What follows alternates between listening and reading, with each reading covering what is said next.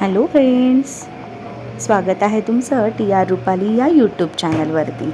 आज 1 मे कामगार दिन आणि महाराष्ट्र दिनाच्या सर्वांना हार्दिक शुभेच्छा। शाळेचा कार्यक्रम उरकवलं आणि मैत्रिणींबरोबर मस्त कामगार दिनाचं सेलिब्रेशन केलं। मस्त कोल्ड कॉफीची पार्टी सईने दिली। तिचा उद्या बर्थडे, तिने आजच ॲडव्हान्समध्ये पार्टी दिली।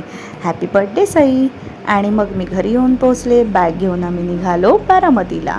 रस्त्यात एक भयानक झालेला ॲक्सिडेंट पाहिला आणि मग शांतपणे घरी जायचं ठरवलं। या ज्या गाड्या आहेत ना, यांचा विचार करत होतो आम्ही की यातली कुठली गाडी आपण घ्यायची। हा विचार करता करता ही लालपरी आली। डोक्यात आलं लालपरीही घ्यावी, मग हे क्रेन घ्यावं वाटलं, ट्रक घ्यावा, पण फायनल झाले हे खारुताईची सायकल।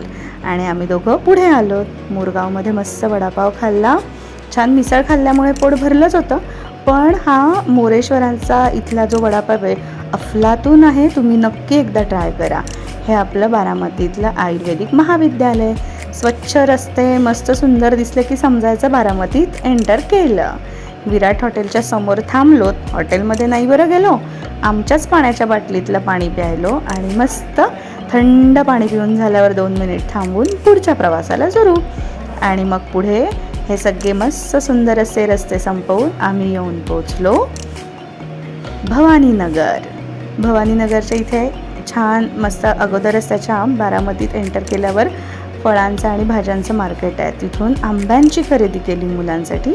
आणि हे आहे आपलं भवानीनगरचं शेततळं। कारखान्याच्या अगदी समोर हे तळं केलेलं आहे। आणि या आहेत माझ्या मैत्रिणी। ही आहे आमच्या इथली शेती। रस्त्यात थांबून आम्ही दोघांनी मस्त बर्फाचा गोळा मस्त घेतला, छान खाल्लो। आणि घरी येतो तर काय, आमच्या इथेही दारात बर्फाच्या गोळ्याची गाडी होतीच।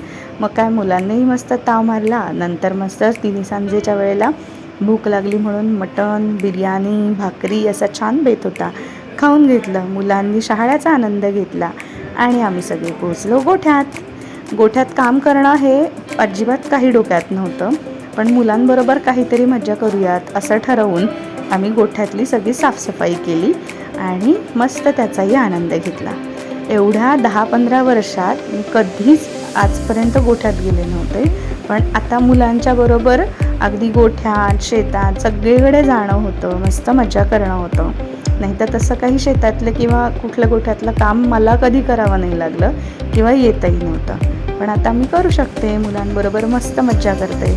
ही आमची श्रीमंती पहा। आमच्याकडे शहाळा असंच पडलेले आहेत, गोळा करायला माणसं हवी आहेत आपल्याला। आता सगळी फळं आहेत छान अशी। ज्या शहाळ्याला आपण 70-80 रुपये मोजतो ना पुण्यात, ते इथे मुलं असेच वाटेल तेव्हा घेतात आणि अण्णा हे फोडून द्या की लगेच सुरूच झाले। तिन्ही सांजेला मस्त वातावरण झालेलं आहे, छान सगळीकडे शांत झालेलं आहे। आणि आम्ही सगळेजण छान मस्त गप्पा मारत बसलो आहे। खाणं पिणं चहा वगैरे उरकला। आज एकांची डेथ झाली आमच्या इकडे, त्यामुळे आई अण्णांसाठी संध्याकाळच्या आंघोळीचं पाणी तापवतो आर्यन, ते सगळं उरकलं। आणि मग आम्ही आमची जरा आवरावर केली, खाणंपिणं उरकलं। मुलं मस्तपैकी इकडे छान वातावरण आहे तर खेळण्याचा आनंद घेतात। एकमेकांना पकडायचं, मारामारी करायचं, तू माझं काय घेतलं आणि मी तुझं काय घेतलं, हे सगळं गंमत सुरू आहे। सोहमदादा आला होता, मस्त त्याचंही खाणंपिणं झालं आणि मग तो त्याच्या घरी गेला। जवळच राहत असल्यामुळे फार मजा असते मुलांची। सगळेच चुलत भाऊ, मावस भाऊ सगळेच आम्ही एकत्रच, एकमेकांचं चुलत भाऊही तोच आणि मावस बहीण भावंडंही तीच, अशी छान कंपनी आहे। मग आम्ही संध्याकाळी पोहोचलो जत्रेमध्ये। इतकी सुंदर जत्रा भरलेली आहे, सगळीकडे झगमगाट, मोठे बाजार। आपला तुळशीबाग किंवा लक्ष्मी रोड जेवढा भरलेला असतो ना गच्च, त्याहून कितीतरी पटीने सुंदर आणि छान छान गोष्टी आपल्याला इथे अगदी स्वस्तात मस्त मिळतात। अर्थात हे सगळं कसं असतं ना की शेतकरी सगळे त्यांची आत्ता कामं संपलेली असतात, बाजारात सगळे धान्य विकलं गेलेलं असतं। मग या सगळ्यातून ते वर्षाची स्वतःची खरेदी किंवा थोडा आनंद घेण्यासाठी हे सगळे जत्रेचे प्रकार असतात ना, हे सगळे बाजार भरलेले असतात। हल्ली आपल्या इथेही बऱ्याच ठिकाणी गुरुवारचा बाजार म्हणा, सोमवार रविवारचे असे ठरलेले बाजार असतात, तसाच हाही बाजार आहे। आणि जत्रेत आम्ही सगळ्यांनी छान मस्त फिरलोत। मुलांचे खूप पाय दुखले। मी माझ्यासाठी छान गुलाबाची फुलं घेतली, शार्दूलसाठी मस्त एक ससोबा घेतला, मुलांना खाऊ दिला